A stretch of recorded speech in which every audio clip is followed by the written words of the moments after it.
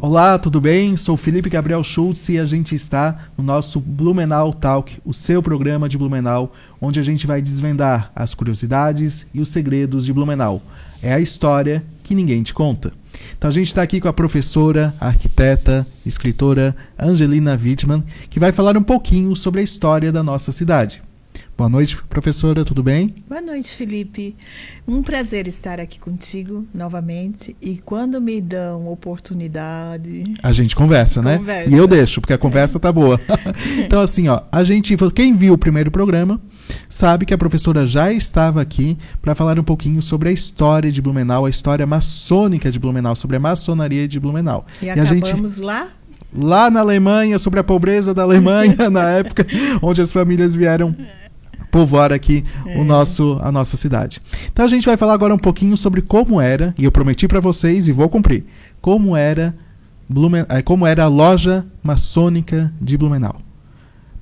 Então, o doutor Blumenau, a gente sabe agora que era maçom, e ele tinha, ou se tornou maçom para se aproximar de Dom Pedro II. Isso nós precisamos esclarecer e vamos oportunizar esse momento para que as pessoas que estejam assistindo, inclusive pessoas que participam da maçonaria, se pudesse nos esclarecer se ele veio maçom ou ele se tornou maçom por questões políticas com o Império, com o Imperador brasileiro. Para se dar bem com Dom Pedro II, porque, para quem não viu o nosso último programa, Dom Pedro II era maçom. E talvez, Dr. Blumenau usou a maçonaria para se aproximar de Dom Pedro II. Né? Um grande talvez. Isso precisa ser esclarecido. Perfeito. E aí, mas o que se sabe que Dr. Blumenau praticava a maçonaria aqui em Blumenau. E aí, você aí de casa que tem curiosidade de saber como era a maçonaria, como eram lá antigamente, como funcionavam as lojas, os ritos. Queria saber um pouquinho como era a maçonaria, professora, como a Dr. Blumenau praticava a maçonaria. Felipe, como eu lhe falei, eu me aproximei da maçonaria em função da pesquisa e curiosidade. Eu não sou a expert. Sim. Que surjam pessoas no nosso caminho que possam trazer respostas mais. Mas a primeira loja... Mas ela tem muita informação, está escondendo o jogo. Como era o nome da loja, como funcionava mais ou menos? Ela foi fundada como uma organização, porque não era formalizada, em 1870.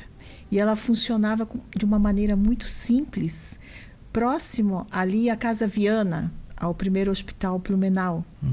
Uma casa, na Rua Itajaí? Na Rua Itajaí. Inclusive tem um número, que eu não gravo, o número 516, naquelas redondezas, no Vorstadt. Então, a primeira loja era uma casa na Rua Itajaí. Uma casa até onde a fonte que eu li, que era eu gosto muito de ler a revista Blumenau em Cadernos, comentava que era uma casa de um colono. Para tu ver como aquilo que nós estávamos falando no programa anterior. As pessoas eram classificadas, né? Então, quem não tinha uma profissão era um colono.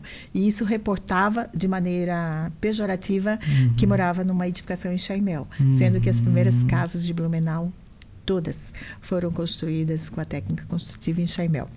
Até na Rua 15 de Novembro. Depois isso mudou. Mas aí ficava nessa casa e ali... Então quem tinha casa em Chaimel era visto como colono, mas não de uma forma positiva. Existe até uma lenda que nós já desmistificamos, que a casa construída com a técnica construtiva em Chaimel era a única e exclusiva de uso do colono. Não, todos os primeiros residiam, inclusive o galpão do imigrante. As pessoas confundem porque a estrutura em Chaimel é de madeira e o fechamento pode ser de madeira de taipa e até de tábua. Então, quando tem fechamento com tábua, as pessoas reportam a casa de madeira só, e não a estrutura em Chaimel. Mas voltando ao Dr. Blumenau, e as lideranças da época, que eram aqueles homens e aquelas famílias que faziam parte da equipe de Dr. Blumenau, responsáveis em administrar essa colônia privada que ele fundou, se encontravam naquele local e eles seguiam o método Schroeder. Só um pouquinho. Eu acho que eu já sei a resposta, mas eu vou tentar. Se sabe quem era esse colono?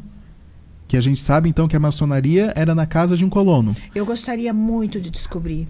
Porque se nós formos... Eu não fui lá ainda. Quem era esse colono, será? No número 516, diz que existe lá. e de repente, se for lá, ali do lado tem uma casa construída em neoclássico, que está preservado ainda, pro lado de cada hospital. O hospital, o primeiro hospital também era construído em Chaimel. Isso daí é uma boa investigação. Isso era muito legal se descobrir.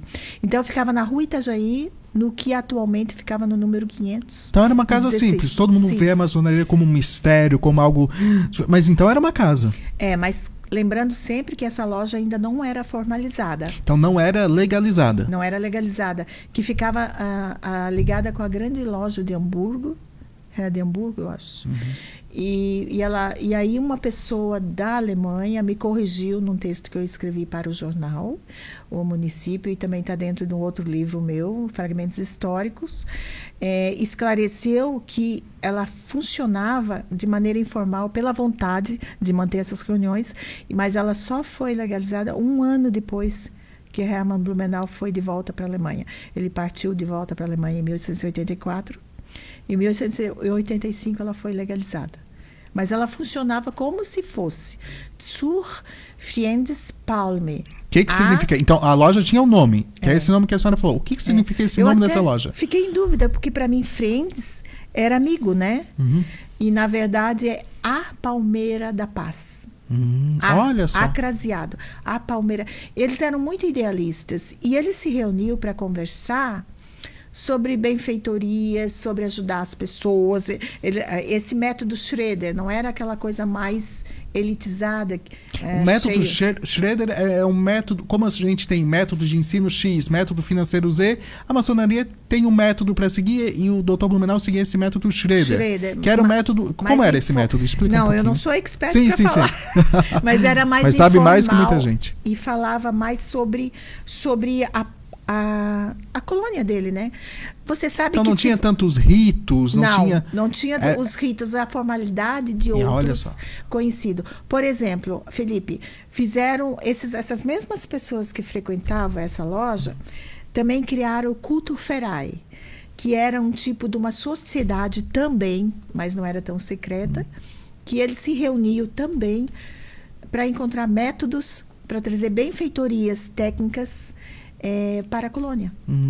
Tipo plantação, tipo animais, criação de animais, melhoria de espécies. Eles investiam dinheiro nessa sociedade, eles buscavam nos Estados Unidos e na Alemanha, custeavam essa vida e distribuíam essa informação com esse grupo de pessoas.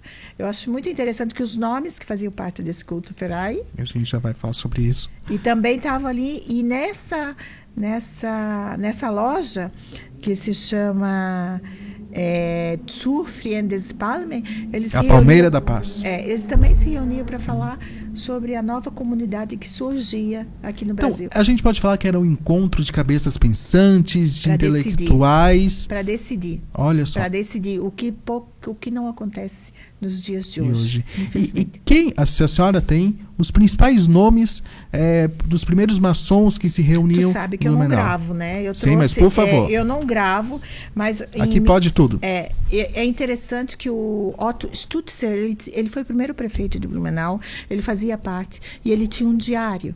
E ele também, nessa documentação que ele tinha as atas de algumas reuniões dessa loja. E a data dessas atas é 1883. Então, pensa, ali ainda se contava com a presença de Hermann Blumenau. E numa desses papéis, tem lá como mestre Hermann Bruno Otto Blumenau, primeiro vigilante, não sei o que faz o primeiro vigilante, porque eu não entrei no grupo. Primeiro vigilante, Wilhelm Schäfer. Segundo vigilante, Friedrich von Onkel, que deve ser da família do primeiro, do engenheiro que auxiliou na construção da Estrada de Ferro Santa Catarina, no início do século XX. Secretário Bockmann, e os irmãos, é o resto do grupo, né? Então tem essa tipo de diretoria. O resto do grupo, Louis Altenburg, Gustavo Zahlinger, Peter Christian Federsen. Então são nomes das lideranças de uma época. Conhecidos até hoje. O Federsen foi o responsável o responsável, o Gustavo Zallinger, o Wedersen, por fazer acontecer a construção da ferrovia. E aí, em 1886, já sem o Hermann Blumenau, o cara que ocupou o lugar dele foi o Wilhelm Schroeder, o vigilante Friedrich von Onkel, o segundo vigilante é o Louis Altenburg, que é realmente o da gráfica lá, o secretário Gustavo Zallinger e Abraham Melola, o tesoureiro, os irmãos Doc Kellmann, Franz Lungenhausen e Levi Blumenberg. Existem os nomes. Isso daqui, esses nomes aqui, depois que o Dr. Blumenau partiu em 1886, e nesse momento a loja já estava legalizada, lá na Alemanha, lá em Hamburgo. Nessa loja de Hamburgo, onde essa loja do Blumenau foi legalizada, é a loja mais antiga da Alemanha. Tem o nome dela. Eu não gravo nome, gente. Eu não Aqui gravo pode mais tudo. Nome. O nome dessa loja na Alemanha é Absalon zu den drei Nesseln, Absalão das Três Urtigas. Ali também ele se tornou um mestre maçom, se aquela afirmativa de que ele veio maçom confere. Entendi, porque a gente ainda tem a dúvida, ele veio maçom ou se tornou maçom. Eu sei que a professora já citou no nosso primeiro programa, mas eu acho muito interessante citar nesse segundo também. Então, a loja se chamava A Palmeira da Paz. Olha que nome bonito, A Palmeira da Paz. Ele amava a Palmeira, o Hermann Blumenau. Tem alguma coisa a ver com a Rua das Palmeiras? Conta um pouquinho pra gente. A Rua das Palmeiras seria o primeiro boulevard, a primeira centralidade dessa grande colônia Blumenau. O centro de Blumenau. Projetada, onde ele riscou um boulevard a tipo pariense, tipo francês, que desembocava no porto, que era a entrada a partir do porto, do porto marítimo. E ali ele fez a administração pública, ele fez a escola, a primeira escola alemã, que foi feito pelo pastor Hess, eu esqueci o nome da escola, que já existia a escola do Santo Antônio, a escola católica. Então, todas as casas da administração pública e as principais famílias e comércio residiam nesse Stadtplatz, em torno dessa Rua das Palmeiras, que existe até hoje, que se chamava Palmenallee. E ele colocou as palmeiras justamente porque lembrava a loja maçônica que ele ajudou a fundar com os amigos dele. Ele tinha grande paixão pela botânica. Nos fundos da casa dele há muitas espécies. Onde que ele morava aqui em Blumenau? Ali onde tem o Museu da Família Colonial, que a história daquelas casas são incríveis, eu já escrevi. E onde tem aquele vazio do lado, era a casa dele. E a enchente de 1880 carregou a casa dele. Aí ele foi morar no Hotel Brasil, que também ficava na Rua das Palmeiras, em Palmenallee. Até 1880, ele foi embora em 1884. Mas ele colocou como principal a arborização, paisagismo, as palmeiras, que lembrava o Zur Freundespalme, aquela loja que ele ajudou a fundar com os amigos dele, a loja maçônica. E todo o império era maçônico. A gente pode falar que a maçonaria na época também tinha um pouco de ideias iluministas. Então, só para situar o nosso telespectador, a gente está numa época onde que a maçonaria tinha muito do raciocínio, da racionalidade, de pensadores estarem juntos. E principalmente poucas... O poder estava mudando de mão. O poder mudou de mão, saiu da igreja e dos nobres, da nobreza, e foi para as pessoas comuns que, de repente, adquiriam grandes fortunas, né? Que a gente pode pensar um pouquinho que espalhavam as ideias iluministas, né? Não, aí isso é muito interessante. A partir das catedrais, que as catedrais góticas existiam para enaltecer o poder divino, o poder da igreja, o poder divino. E a partir do momento que veio o Renascimento, que é o iluminismo e o idealismo, essa verticalização caiu à altura do homem normal, comum, e isso desmistificou e mudou todo o sentido da arte e da forma de viver das pessoas. E aí veio a intelectualidade, as universidades, a arte, para todos, não só para uma parte da sociedade, que era a nobreza e a igreja medieval, no gótico. Que era, então, um encontro de intelectuais. Essa era a palavra que eu queria. Pulverizou universidades e se discutia ser ou não ser, eis a questão. E se vê muito na figura de Dom Pedro II, né? Essa intelectualidade Não, toda. o Dom Pedro II foi um mecenas. O que eram mecenas nesse período na Europa? Eram os novos ricos, que agora eles adquiriam até o direito de ser nobre, através de casamentos, porque a nobreza estava em queda, e os padres. E esses novos ricos, eles investiam na arte, na cultura, na arte e na cultura. Muitas vezes os artistas viviam à sombra dessa necessidade que esses novos tinham em conhecimento. E, professora, a gente, falando na intelectualidade, a gente tinha dois gigantes em Blumenau, Fritz Miller e Dr. Blumenau. Qual a relação desses dois? Como era vista essa relação? Eram amigos? Eles eram amigos e até eu descobri era escondido. Por quê? Amigos escondidos? Não, era escondido que o Hermann Blumenau trabalhava para o avô de Fritz Miller, que era um redomado químico na Alemanha. E o Fritz Miller já tinha avançado os estudos e o Hermann Blumenau não. Mas e o Fritz disse para ele, se você gosta de viajar e você gosta Isso de... já lá na Alemanha. Olha só, eles eram amigos na Alemanha, eles então. se conheciam lá. Se você gosta de viajar e você não... Eu vou sintetizar e simplificar. E você não quer gastar muito, estude, faça faculdade e você vai como profissional nos navios. Foi o que o Blumenau fez. Que aí ele vinha com as viagens pagas pelo governo da Alemanha. Assim, o Hermann Blumenau trabalhava com o avô de Fritz Miller, que era um renomado... Ele era professor universitário, um renomado químico. Fritz Miller vinha de uma família abonada, rica. E aí ele foi para a Inglaterra representando esse patrão dele, e lá ele encontrou o representante prussiano que vivia no Brasil. Como é que é o nome? Ele era o representante da Prússia no Brasil. Tem um nome que não me vem agora na cabeça. E esse homem falou do Brasil para Hermann Blumenau lá na Inglaterra. E ele ficou muito interessado.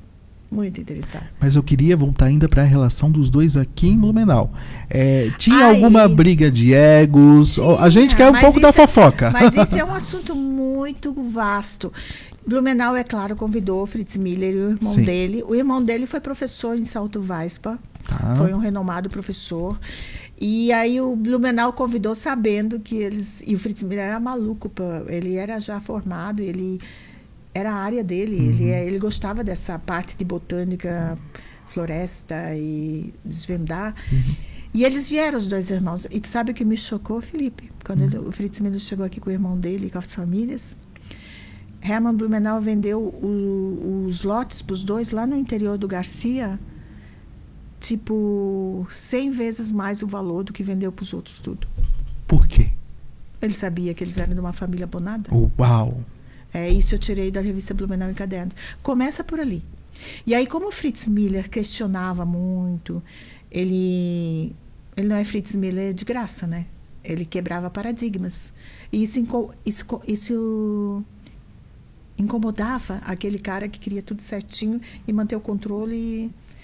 E o Fritz Miller não. E aí, de uma hora para outra, Blumenau inventou que Fritz Miller tinha que sair daqui. E aí?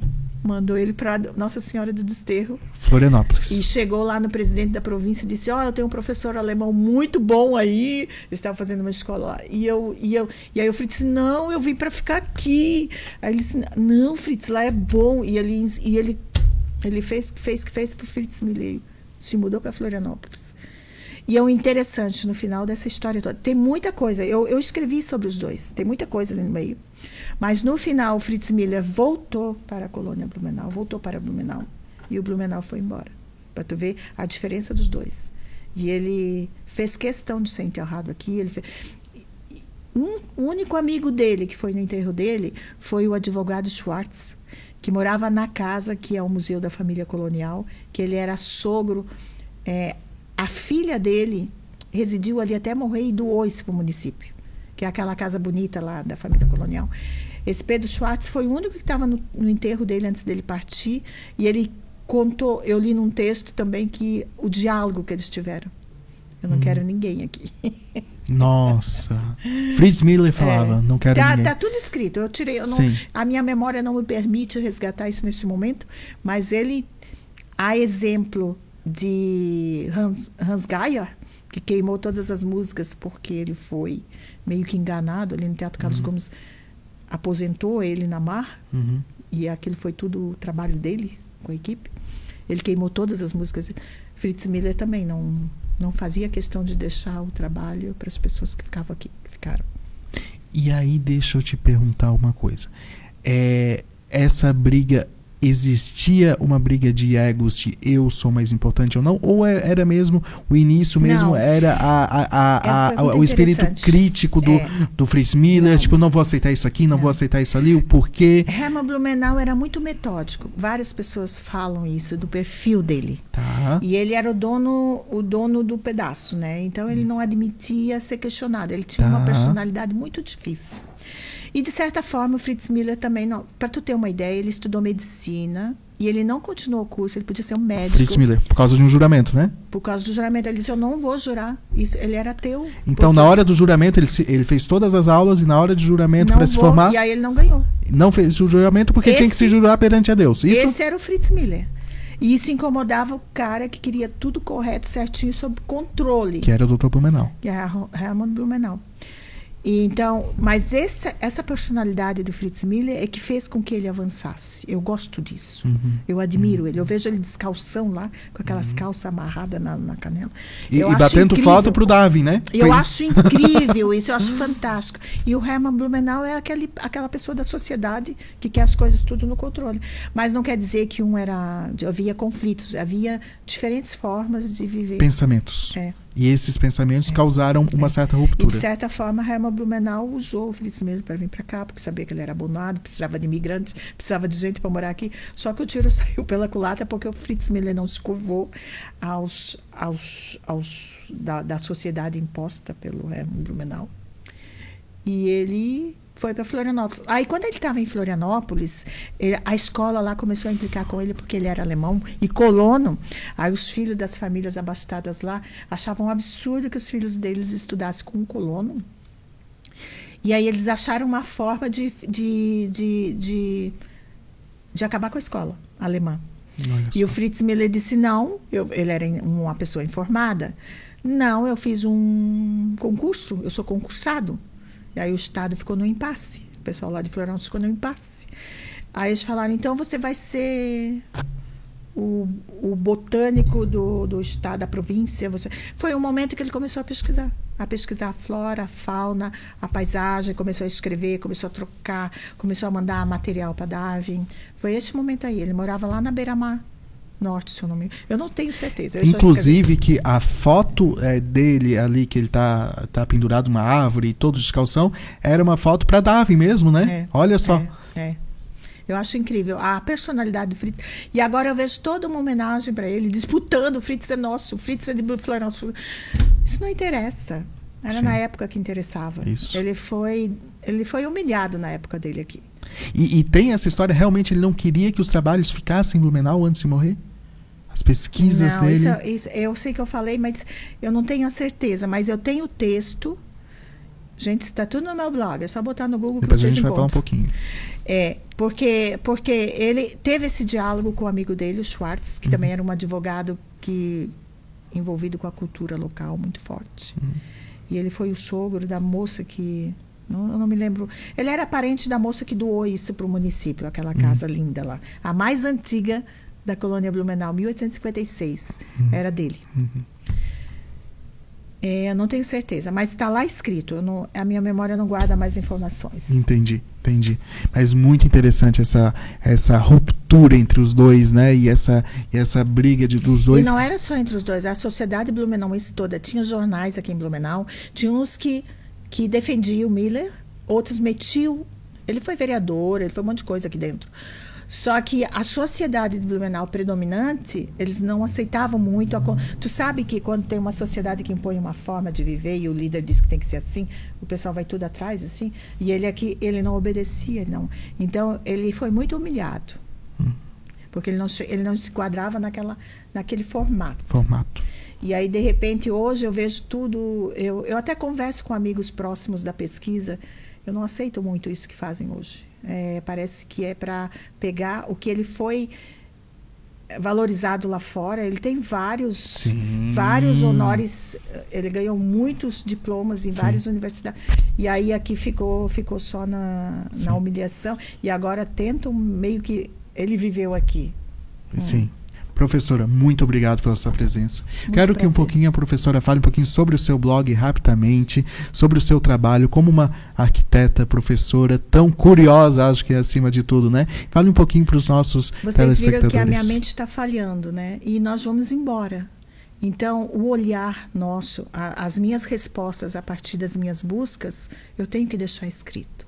Não para nós, mas para os que vêm. O legado. Para os que vêm depois da gente ter essa informação, que é um outro olhar, que não é o olhar oficial da sociedade. É o olhar curioso. Não é o olhar oficial de Fritz Miller. Existe um contar comprometido com um lado. E aí, professora, fale um pouquinho do seu blog, qual o endereço do blog, Instagram, por favor. Para quem quiser mais, que eu vou chamar a professora de volta aqui. Seja onde a professora estiver. É um prazer, Felipe. Mas assim, o blog existe. Gente, tem mais gente nos Estados Unidos olhando o blog que Brasil. Alemanha, o mundo inteiro está olhando o blog. Porque o Google permite o translate hoje. Sim. E tem muitos alemães que foram para os Estados Unidos. O Congresso americano pediu meus 5 livros. Então, isso é interessante. Qual o nome do blog, professora? É só botar no Google Blog da Angelina, que não é blog esse nome. Da Angelina. O blog é muito grande, porque é antropologia, arte, história. O meu mestrado, Felipe, é urbanismo... Espera. É urbanismo, arquitetura e história das cidades. Então, as pessoas pensam que eu sou historiadora. Não. Eu tenho formação em urbanismo, história e a arquitetura das cidades. E mais ou menos sobre isso, eu coloco no blog. E é intuitivo, eu não aceito pauta. Então, eu reporto, a cidade tem cheiro, tem sabor, tem melodia, tem cores, tem paisagens, e cada lugar tem o seu. Se eu estivesse residindo em Salvador, eu estaria estudando afro, capoeira, que eu falo Salvador, que é um exemplo de manutenção cultural, Rio Grande do Sul também. E Blumenau está perdendo muito disso. Então, eu coloco isso loucamente para que as pessoas se conscientizem disso. Perfeito. Muito obrigado. Blog da Angelina. Visitem. Só bota no Google. Blog da Angelina. Então, e tem um índice lá que pode olhar tudo que eu escrevi. Maravilhoso. A professora vai voltar aqui com certeza. Adorei a nossa conversa. Obrigada. Tem muita coisa para a gente fofocar. Porque isso é o nosso programa. A gente vai falar a história que ninguém conta, a história que não é oficial sobre Blumenau e região. Então, muito obrigado por acompanhar o nosso Blumenau Talk e até a próxima semana. Tchau, tchau.